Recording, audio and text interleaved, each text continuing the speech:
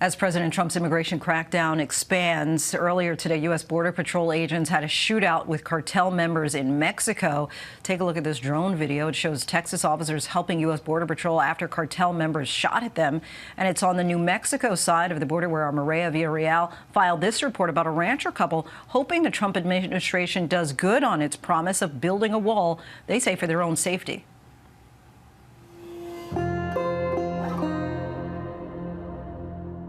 I received a call today from United States Border Patrol agents advising that we had had yet another vehicle drive through. This pickup made its illegal entry through the barbed wire portion of border fence that our ranch shares with Mexico. Nobody should have to deal with this kind of activity on their ranch or anywhere for that matter.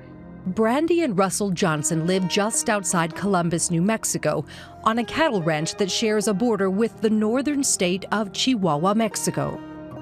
I mean, we all get together and everybody chips in, and it's a great way to raise your kids.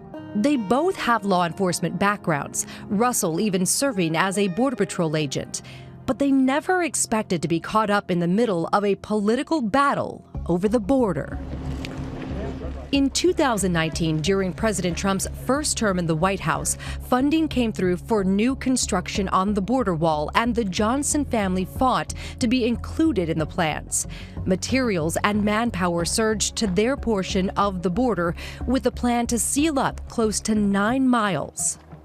Months after construction started on their portion of the wall, former President Joe Biden was elected. He promised a more empathetic approach to immigration, and by March of 2021, he halted the construction project, froze funding, and terminated the previous emergency declaration by the first Trump administration along the border. How long has that material been sitting there? Since December of 2020. Now it's just material. Hundreds of thousands of dollars, I'm sure, of materials. Probably millions, considering the amount of steel and what steel costs. It's probably millions of dollars. It's been sitting there for over 4 years at this point that, the taxpayer paid for, and it's just been sitting out there. During the Biden administration, funding and manpower were reduced for the Department of Homeland Security. Then in 2024, a bipartisan border security bill that would have beefed things back up failed to pass after Trump lobbied Senate Republicans to tank the bill. As the leader of our party, there is zero chance I will support this horrible open borders betrayal of America. It's not going to happen. A move criticized as a political stunt by Democrats. This bill would save lives and bring order to the border. I'm told my predecessor called members of Congress and the Senate to demand they block the bill. He feels it will be a political win for me and a political loser for him. The Johnsons are hopeful Trump can make good on his promise to start up construction again on the border wall.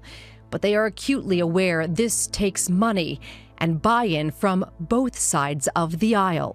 How do you guys see this, living it every day? It's one of those deals that if you could take the politics out of it, we could have it fixed overnight. And that's what's been extremely frustrating to me, is I feel like we're just a political pawn down here, used by both sides at times to push one narrative or the other. And I think and I've preached this to several people, if we could all just sit down at a table, there's going to be some common ground we can find. Got to find that common ground. Our thanks to Maria Villarreal for that.